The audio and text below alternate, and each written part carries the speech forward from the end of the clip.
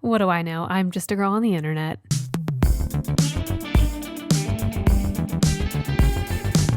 Welcome back to the podcast. My name is Kayla. I am your host and your girl on the internet. Thank you for being here.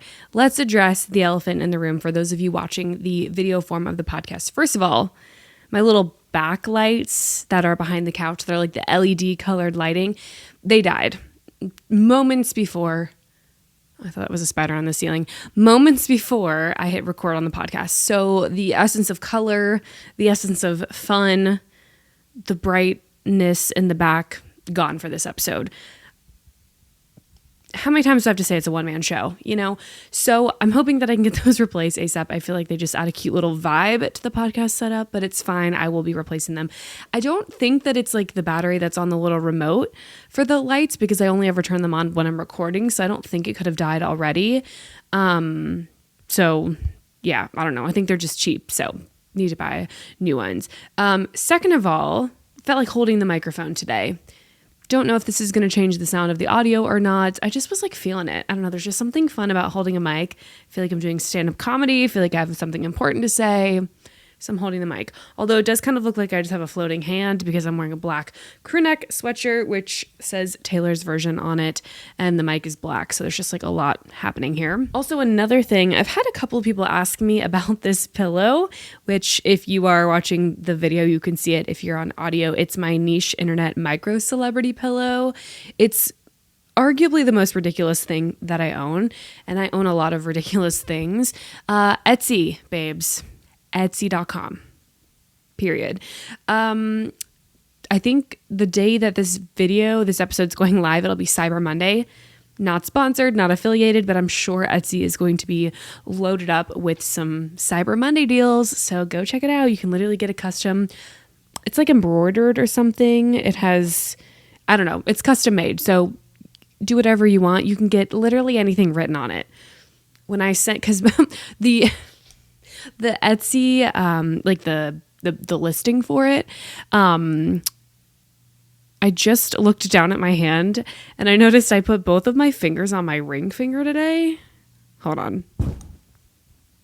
Let's just fix that real quick. I think it's because my fingers were a little bit swollen, and so I switched them over to a less swollen finger, and they just happen to be my ring finger, and I'm like, oh, I just don't want any rumors that I'm like married to be like surfacing on the internet because like I'm just such a popular influencer. Like I just don't want the tabloids to be like, oh, is Kayla married? Oh my God, wait, I really should put them on my finger, my ring finger for like the thumbnail. I'm kidding. What was I talking about? Oh, the pillow. So the listing for the Etsy pillow was like getting a name on it or like your kid's name or whatever. I messaged the Etsy seller and I said, hey, girly pop, what can I get like a custom phrase on the pillow? And the pillows come in different sizes. Most of them were just like the regular square pillows. I was like, if I got like a long pillow, would you be able to put like a longer phrase on there? And she was like, sure. And when I sent it, she was like, oh, that's a lot of letters and words. If it doesn't fit, are you going to have a problem with that? I was like, oh, we can make it fit. Don't worry. Like whatever size you need it to be. Because most of the photos for the listing were just like, if it was like Kayla, like on the pillow, it took up like length, width, and height, like the entire pillow. And I was like, no, we can do like two rows of words. It's fine. Honestly, it's like a really good quality pillow. Would make a great Christmas gift. This is also hilarious, ironically funny, weird, quirky, millennial core, whatever you want to call it. To be honest, I thought there was something else that I needed to update and tell you guys, but I've forgotten. Oh, I guess the update is that for those of you that only listen to the podcast and maybe don't watch my YouTube videos, which if you don't, you should go check those out. But I finally got my car back. I think I mentioned it a few times on the pod that I was in a car accident way back in September. It wasn't my fault. But I finally got my car back and it was like the most exciting thing ever. Have I shared that on my YouTube channel yet? Maybe not. Maybe you're getting exclusive insight. I don't know. When you chronically overshare your life on the internet, you just like kind of forget what platform you share what things. But yeah, I got my car back. Very exciting. It doesn't even look like it was involved in a wreck, which is so crazy that people have that kind of skill out there where they can just completely fix such a damaged vehicle and like just completely make it new. That's amazing. Like, hi, I'm an influencer. I just like put pictures of myself on the internet and you fix cars for a living. Or like people that are like brain surgeons. I'm like, oh yeah. Okay. That's why I can't, that's why I still have like a real job, you guys. People that are influencers. I don't want to be mean, but I was thinking like, try being an influencer for a day. Try it. Okay, that's all I'm going to say. I'm not going to say anything else. For those of you that celebrated or took time off or spent time with your families, friends, whomever, I hope you had a decent holiday and you were able to enjoy yourself or some family time or whatever. I know the holidays can be very stressful and overwhelming for so many people. So for those of you that took some time, I hope it was well and you're getting resituated back into the swing of things. And honestly, December is going to be here before we know it. I think by the time this episode goes out, the upcoming week will be December, which is crazy, which means a few things. First of all, end of the year coming in hot. Christmas, if you celebrate whatever other holiday or anything like that. Thirdly, arguably the most important, my birthday, December 11th, coming in hot. I'm going to be 28. Honestly, I don't know how to feel about that. I honestly still feel like I'm 22, but also like 16 at the same time. The only birthday in my adult life that actually felt different was like 20 and 21. 20 felt different because it was truly like what felt like a new era of life, going from this like teenage phase to like, okay, now I'm in my 20s, or I am 20 years old. That sort of felt different. And then of course, when you turn 21 in the United States, when you can legally drink, that kind of feels different because you can finally go to bars and you can go to like liquor stores and buy alcohol. And you're just like, whoa, when did this happen? I went from like illegally doing that stuff in high school and having like your friends, older brothers, friends buy you alcohol to like being able to do it yourself. It's like very, very weird. But those were the only birthdays that felt like significantly different for me. And yeah, I don't know. 25 didn't even really feel that different to be like a quarter of a century years old or like quarter life crisis, whatever. You know, when you have a crisis like every year of your life, a quarter life crisis means nothing because I mean, step up your game. If you're having them all the time, 25 means nothing. So yeah, I'll be 28 in just a couple of weeks, which is so weird to say out loud. I don't have any plans. My birthday is on a Monday. So yeah, I don't have like a lot going on. But that is that. With all of that being said, I wanted to do today's episode about things I think we should leave behind or leave in 2023 as the new year is approaching. And I say that because it will truly be here before we know it, because I've said it once, I'll say it again. Time isn't real.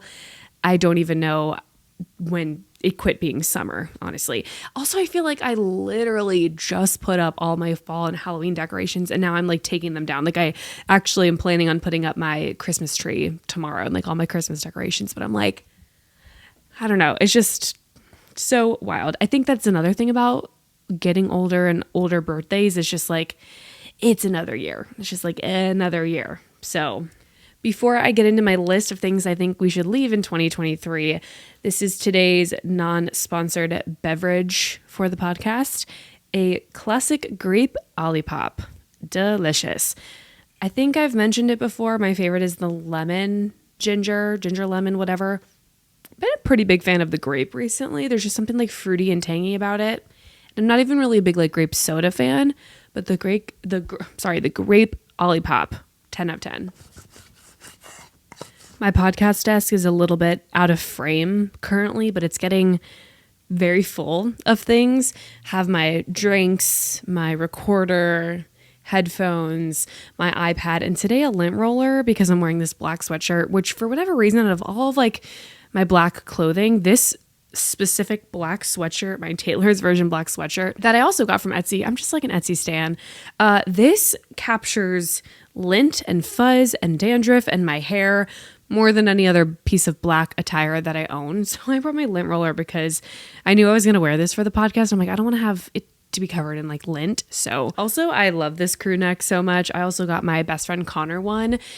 I actually ordered these on Etsy the weekend that him and I were going to the mountains together for a little bestie weekend trip where we listened to Red Taylor's version for the first time together in a fun little cabin in the mountains of Asheville, North Carolina. And we listened to it together and we put on our Taylor's version crew necks and we ate pizza and we drank and it was amazing. It was such a fun time, and this sweatshirt and this crew neck just always reminds me of that weekend that we had together, and it was just so fun. Let's get into the list. Of course, the disclaimer is these are just my opinions. Do whatever your heart desires. If I call you out on any of these, it's okay. I've probably done something before on this list. It's no shade, no tea, just my opinion. Okay. First thing I think that we should leave in 2023 is this idea of blank girl aesthetic. Frankly, I'm quite done with everything being an aesthetic. I get it. I love aesthetics. I understand it. Anytime I'm looking things up on Pinterest or wherever, I'm always typing in something aesthetic to get the look that I'm looking for. However, making everything a trend with the term aesthetic in it, the clean girl aesthetic, the sporty girl aesthetic, the rich girl aesthetic, the whatever. I'm just kind of, I'm over it. Daphne, are you over it? She's indifferent. She's a cat. I think it's, in a way, it's a little bit overwhelming because it forces you to kind of stay up to date on the trends. And also, in a way, it feels a bit shameful if you don't fall in that category or you're not able to achieve said look. It can kind of make you feel bad about yourself a little bit. And also I feel like sometimes it is a bit of a ripoff of other cultures. Like I think, for example, like the clean girl aesthetic with like the gold hoops and like the slicked back hair has been notorious for kind of whitewashing other cultures and their looks. And then white women, especially kind of renaming it as their own. So not a big fan of that. I think especially we need to be extra mindful of where trends and aesthetics come from to make sure that we're not ripping off certain cultures and just, again, labeling it as some kind of like aesthetic for white women or whatever. On that same vein, this idea of like, I got the cat hair on my mouth. On the same vein of like, we're like renaming basic colors into, I don't even know, like there was a time when it was like blueberry milk nails or strawberry makeup. Like, girl, just say it's like you're wearing a lot of blush or you have blue fingernail polish or what, cherry mocha dark smoky cappuccino nails. Girl, they're brown. Leave it alone. Leave it alone. It's just like, that's too much. It's just too, let's quit. Let's just go back to like, I have frosted nails. They're pink. They're light pink. They're red. They're blue. I'm so over these like aggressive names for things. It's just too complicated. Too much. Okay. The next thing that we're leaving behind in 2023, with some exceptions, is making fun of millennials. Listen, the millennial generation, the millennials of the internet, we are the foundation of the internet, okay? We were there for dial-up. We were there for AOL Instant Messenger, MySpace. We were really into Facebook when it first came out. We kind of created memes, if you will. And this whole idea of like, what is it, Gen Z, like just roasting the absolute shit out of millennials hurts my heart a little bit. I mean, I've definitely been notorious for like the goofy like zoom ins and quirky editing on like my YouTube videos or a TikTok or something. And I'm like, icky, sorry that you guys all of a sudden think that that's like really cringy.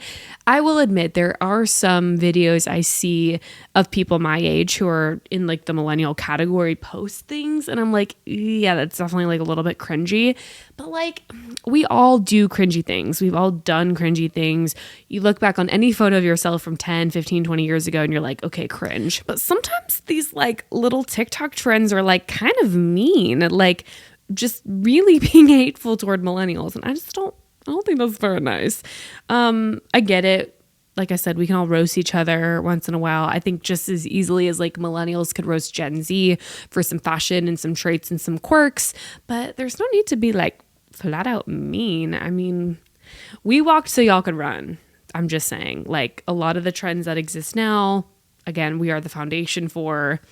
So I don't know, do with that what you will. This one I'm very passionate about, and it kind of goes in the category of overconsumption, but we got to stop buying a million of the same things or just things that we don't need just because they're trendy. If I see one more person showing their Stanley Cup collection and they have more than like 2-3 tops, I'm going to lose my freaking mind. I have seen TikTok videos, YouTube videos where people are like, check out my Stanley Cup collection, and they have like 45. Huh? I understand some people like to collect things as hobbies, memorabilia, vintage things. That's fine. But when we're going out and just spending a ton of money on the exact same thing, and for what, especially if you're not even using them, I just feel like that's just so wasteful. It's too much. It kind of emphasizes this idea of overconsumption and just, I don't know, it's just too much. People that have the Lululemon like belt bag in 14 different colors.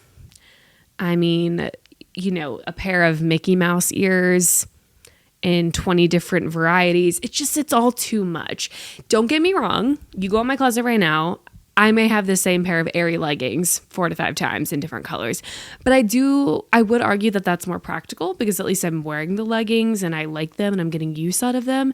It's people that are just buying these things because they're trendy and cool to just like show them off to prove that they have them. I don't even know, but it's just like a lot. And I think it needs to stop. And it's like a weird, it's not something I understand fully. I don't know if I'm missing out on something, but I think the biggest thing that comes to mind is like the Stanley Cup thing when people have, or even like the really fancy like Starbucks tumblers or whatever. I don't get it. Like I don't get the hype behind it. It's just too much. It's got to stop. We're leaving it in 2023. This next trend, I think, is something that should have died a long time ago, but unfortunately is still very much a thing. And I don't know why, because it's definitely getting very creepy and a little bit over the top. And it's very odd, to say the least. But family vloggers and just general overly posting and exploiting your children on the internet. So hear me out. The whatever family mom vlogger that just got arrested like over the summer because she was just kind of secretly abusing her children, but also she would post these videos on her YouTube channel where she was just being very aggressive. She was very manipulative. She was just not a good person. And then to film it and then post it online and teach, oh, this is like how I discipline my kids. This is like, you know, how I fill in the blank. It's just, that's so humiliating. It's too much. It's a very weird, like power trip sort of thing to just film and share bits of your kid's life who generally can't consent to that. For someone like me in my 20s, posting everything I do online, that's my own choice. I'm old enough to make that decision. I'm old enough to call that like a job, to, you know, consent to the things that I do and post because I'm filming it, I'm editing it, and I'm putting it out there. So I'm approving of this. To have your young children be exploited to that, I think is just so bizarre. And I think in 20 years or so, there's going to be probably a Netflix documentary about this overexploitation of children, especially like family vloggers and people that just post content of their kids. It's just, it rubs me the wrong way. It's uncomfortable. And there are some things in life, especially in a kid's life, that just don't need to be online for people to see. It's like a family matter only.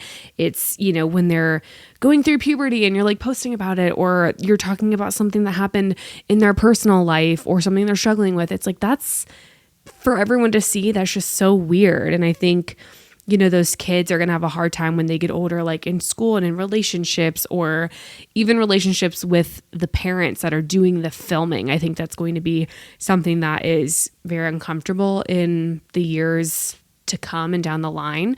But also just, if you're not even posting family content and you as the family member, the mom, the dad, whoever is in it, but you're just doing TikToks of your young toddler, you're not in them. It's just weird. And there's a lot of really uncomfortable deep dive things on YouTube, and people have like sort of done little small documentaries about it, but the just like ungodly amount of like saves and screenshots and forums and blogs about these young kids where, for lack of a better word, these like pedophiles are obsessed with them. And there's fan accounts for some of these more popular young kids on TikTok that their parents are posting about. It's a lot. It's uncomfortable. It's weird. I think there needs to be stricter like child labor laws. I know like when you post a YouTube video, it literally asks if there's children in the video, but I think there just needs to be more guidelines for that. And they're becoming way too easy of a target, especially with AI and where that is now and how that is a whole other thing. But just stop putting your kids online. Totally fine if you're a regular schmegular person and you're just like posting your kid on Instagram, you're posting your family, whatever. But it's more of like the vloggers and the people that are monetizing and profiting off of it and exploiting their kids for views and clicks and things like that. Should totally stop. The next thing that we need to leave in 2023 for sure is this idea of organic and non-processed food being the only way to eat, and then shaming people that eat these allegedly like processed and cheap foods. To be able to afford foods from Whole Foods, Erewhon, organic farmers markets is a privilege. To be able to afford groceries that are ridiculously priced because they slap all these fancy labels on them and call themselves organic. Daphne only plays with that toy when I'm recording on the podcast. I don't know if you could hear it. She knows what she's doing. Period. To shame people for shopping inexpensively or non-organic or convenient, we got to stop. We got to stop, especially with inflation, the way it is, the cost of living. If you need to go to the dollar store and buy all your groceries, so be it. If you have to buy things out of a can, not organic, microwavable, largely processed, it's fine. It's so annoying to have people that are like these super rich, out of touch influencers be like, here's what I eat in a day as a non-processed, organic, vegan, juice drinking, non-dairy Pilates instructor. It's like, girl, we get it. You have money. And again, what a privilege, like to be able to afford like really, well-grown organic foods. Not everybody can afford that. And we need to stop shaming people for that. The amount of posts I've seen of people posting things like they're organic, what I eat in a day, or non-processed, like they get such a high off of the terminology non-processed. Okay, newsflash, just about everything is processed. Even these like organic eggs that you're getting to some way, shape, or form are processed. Okay, the organic raw nut butter from Erewhon is processed. It had to go through a plant and a machine and was processed for you.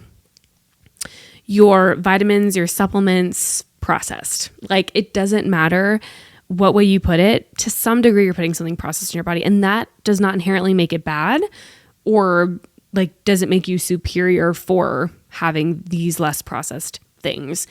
I do like to get organic things personally myself when I can. If I can get something that isn't overly processed, like I try not to eat a ton of like cereals and chips and like a ton of stuff like that.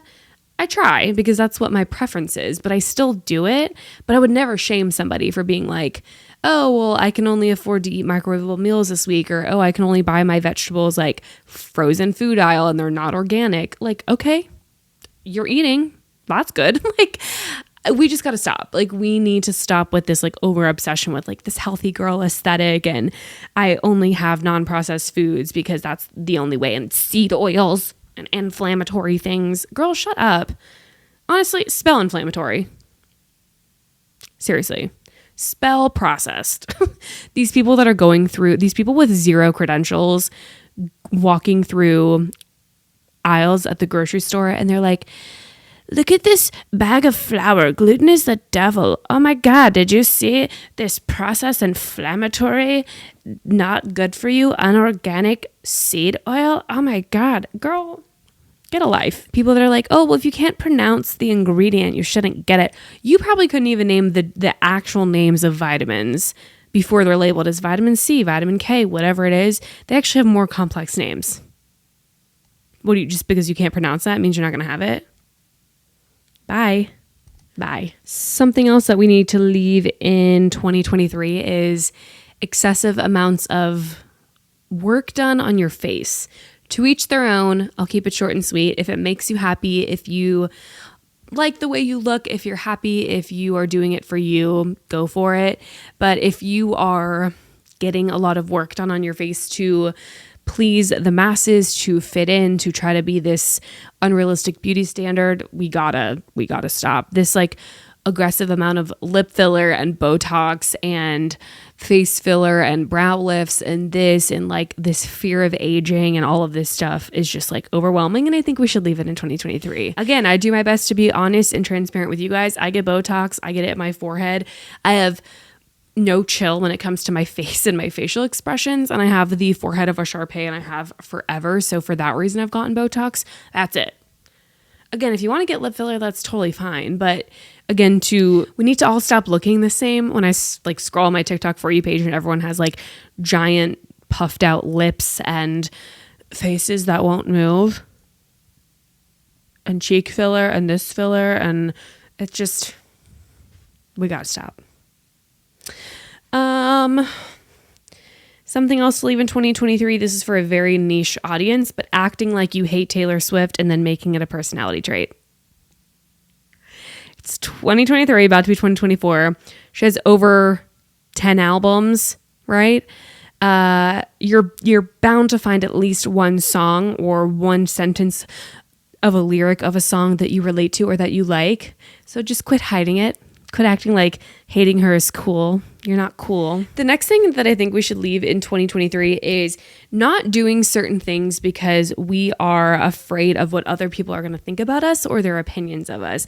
The amount of people that I've talked to in my personal life and online that, you know, for example, they ask me about YouTube or about a podcast or, oh, I'm so nervous to post a TikTok because I'm so afraid someone from my high school is going to judge me, or like, oh, I don't know how you have like the courage to post on YouTube because like my life is boring. Take all the negative thoughts or all the worry or the anxiety that you think you have about other people and throw it out the window.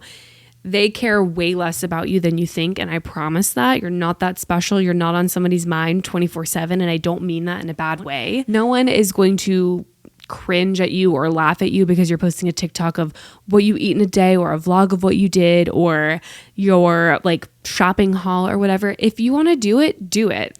This is 2024 has got to be the year that we are less influenced by this idea of worrying what people are going to think about us and doing things for ourselves and things that we know are going to make us happy or successful, and go and live by that. This is again for kind of a niche audience, but I feel like this is more, I kind of want to say this for myself, but not falling victim to every single internet trend. I think too, as someone that creates content, when you want to work with a brand or collaborate or do a partnership, sometimes the brands like to sort of pressure you into doing certain TikTok dances or very viral trends or certain style choices or whatever. And it's like, you don't have to do and follow every single trend that you see online, whether it be a TikTok dance, whether it be a certain outfit, a certain viral makeup look, or, you know, what, fill in the blank. I think, again, it becomes a point of like overconsumption and just falling victim to too many things online that we don't need to follow every single little trend that exists. Again, speaking from my own personal experience, I am constantly victimized by social media ads and cool, trendy products and things. And I mean, hey, even going back to 2020 and the pandemic and quarantine, we were all making that, what was it, like the Dalgona coffee or something? I think I still have the instant coffee like in my cabinet because I got on that trend. I get it. I understand trends are trends. People want to try them. They want to get into it. They want to see what the hype is all about, but we don't need to do and be a part of every single one. That's my only thought. Similarly to that, I would really love if we left behind only buying and consuming fast fashion. I'll preface with this.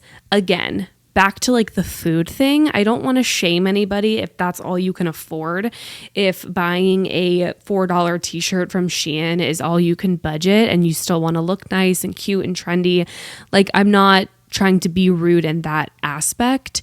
I just think fashion is so harmful for just the planet. And again, there's just been a lot of deep dives on like the working atmosphere, the poor pay, all of those things. So when I'm online on YouTube, TikTok, whatever, and people are like, here's my Shein haul, and they have a giant box and they have 45 items from Shein, knowing that they were super cheap, they're poor quality, they're trendy only, they're probably only going to get one or two wears out of them. They may not even survive a trip through the washer and the dryer because they're so poorly made that they're just going to get thrown away or end up in the landfill or something. So I think if we could like limit our fast fashion and think more about upcycling, thrifting, going on places like Poshmark and rebuying and reselling and things like that. And also think about investing in some pieces that are more timeless or things that you can style over the years. I've done like a lot of work in the last few years of just almost not like minimalist, but working through my closet of like trying not to just buy super trendy fabrics or patterns or types of shirts and things, and going more for those timeless pieces or things that you'll be able to layer and fashion in different ways. Like a plain white t-shirt can be styled a million different ways. So investing in like a decent quality white t-shirt that you can wear for several years instead of buying a $2.50 one from Shein that's thin and it's see-through and it's just, again, it wasn't made with the best intention and all of that. But again, I totally understand. Clothes are expensive. Most of us aren't super rich or millionaires. I would never spend $50 on a plain white t-shirt because I would be like, I can get one for $10 on Amazon. But it doesn't hurt to make the conscious effort of picking and choosing what you invest in and which pieces you know are going to last a little bit longer, and finding more sustainable brands and companies to shop with and things that you know might last you a little bit longer. In 2023, I think we should leave behind celebrity skincare lines, celebrity wellness products or vitamins or whatever in their health and wellness routine, because it's all BS, okay? If I see another freaking celebrity come out with a skincare line, I'm going to lose my mind. Nobody, Hailey Bieber, Selena, Kourtney Kardashian, Kim Kardashian, I don't even know who else. Doesn't like Millie Bobby Brown have a skincare? None of them are using those products. None of them. When you are a famous, rich person, you can have an esthetician, a dermatologist, a masseuse at any moment during the day, giving you facials, giving you fancy creams, giving you all the things that you need, treatments, pills, Accutane to keep you pimple free. They're not using those products. It is just a cash grab. It is just another trendy, cool thing that they're wanting the masses to try. Again, more so the skincare lines of celebrities, but kind of just like any celebrity thing that they're selling. I'm just kind of over. I've been over the Kardashians for a long time, but all of the Kardashian like entrepreneurial businesses, like Skims, I'll never buy anything from Skims. Kylie Skin, Kylie Makeup. Like, I don't care. Like, they probably put 2% of effort into that company, and the rest was done by a giant team and other people. And again, they're not actually using, I mean, maybe aside from Skims, I guess Kim wears that stuff. Again, any skincare stuff, they're not using it. It's not real. Like, it's just ridiculous in my opinion. Last but not least, I feel like I could have made a really long list of things I think we should leave in 2023, but this episode can't be terribly long. I think we should leave behind the gray neutral, what do they call it? Like millennial gray or whatever. trend for everything. And I want to attest that to moving into this studio apartment that I live in by myself now. When I lived here for a few months, I was going absolutely stir crazy looking at the basic gray fake wood floors, the like off like gray blackish cabinets, like the gray countertops. Everything is just gray, black and white, gray, black and white. I'm like so sick of it. Even my bathroom, like I was obsessed with just like a black and white shower curtain. Recently, I just changed it to like a more bright and vibrant flower shower curtain. I've been introducing a little bit more color into my wardrobe. I say that as I'm wearing a black sweatshirt, black crew neck, but I've just been starting to introduce more color here and there because I'm just so sick of looking at everything being gray. Everything. Like, I hope one day when I buy a house, like, that I can buy a house with character, or I can build a house with character or something. I don't like this minimal, neutral, clean, modern, robotic look anymore. And I used to love that look. Like the aesthetic, like white and clean and bright. But now I'm like, let's get a little personality in there. Let's bring in some greens and some warm colors and some purples and some, some design on the wood or the tile or the backsplash in the kitchen, in the rugs, in the furniture. Bringing in just color and light, I think makes a place so much more exciting and inviting, especially even like in your wardrobe. So for me, and I hope for like wherever the world goes in terms of, industrial and architecture and building homes and apartments, that we can start getting rid of the gray. And as you'll see behind me, my apartment has these not even white walls, but these horrible off-white, like gray walls that are just so depressing. I wish we could just get away from that. I would even be happier if they were just plain white, but they're not. So I would like to avoid that. I'm like no longer buying any more like black, white, gray clothing. Like a neutral here and there is okay, like a beige or whatever. But like the sad beige trend, the just gray, black and white everything, I'm just totally over it. And I think we need to move on and move into something fun, hopefully for 2024. Let me know if you agree or disagree with any of the things that I listed in today's episode about things that we should leave in 2023. I'd be interested to hear your thoughts on that. And without further ado, arguably the best part of every episode is your random fun fact, which is the length from your elbow to your wrist is typically the same length of your foot. No feet for free in the video, but I'm going to measure. I mean, kinda. If you go from like your actual elbow to your wrist, I have like maybe this much space, but like my foot does fit in the space of my forearm, which is interesting. I also heard one time that if you like put both of your arms out like this, and then you like turn that vertically, that's like how tall you are, apparently. So like both of your arms out, like your wingspan essentially is like your height. Very cool. A little bonus double fun fact. As always, thank you so much for listening to this week's episode. Don't forget to check out the Instagram that is for this podcast, which is @GirlOnTheInternetPod. Feel free to check out my other socials. They'll be linked below. Make sure you go easy on yourself, and I'll see you next time with a new video. Bye.